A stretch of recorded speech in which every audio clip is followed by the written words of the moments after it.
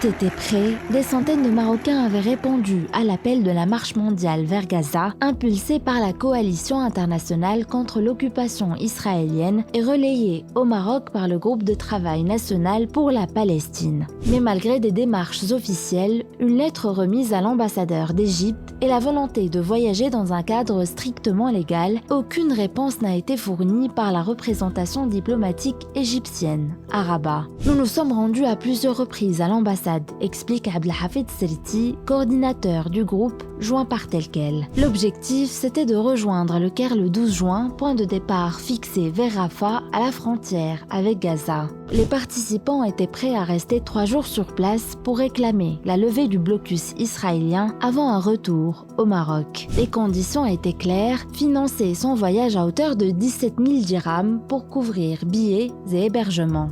Les Marocains ont répondu massivement. Le seul obstacle, c'était le visa, déplore Seriti. Un visa spécifique était nécessaire, la zone de Rafah étant classée militaire. Sans retour de l'ambassade, le coordinateur s'y est rendu une ultime fois le 11 juin, toujours aucune décision. Les frontières algériennes restant fermées, il était également impossible de rejoindre la caravane maghrébine partie depuis Tunis, une opportunité manquée d'une marche régionale unie vers Gaza. Pendant ce temps, la caravane Somoud, forte de près de 1500 participants venus de Tunisie, d'Algérie, de Libye et de Mauritanie, a été finalement arrêtée en Libye. Mais pour les organisateurs marocains, tout n'est pas perdu. La marche a atteint une partie de son objectif, estime l'avocat Khalid Sefiani, sensibiliser, mobiliser et exprimer une solidarité forte avec Gaza. Le groupe national de travail pour la Palestine appelle d'ailleurs à une nouvelle mobilisation le dimanche 22 juin sous le mot d'ordre contre le génocide et pour briser le blocus à Gaza.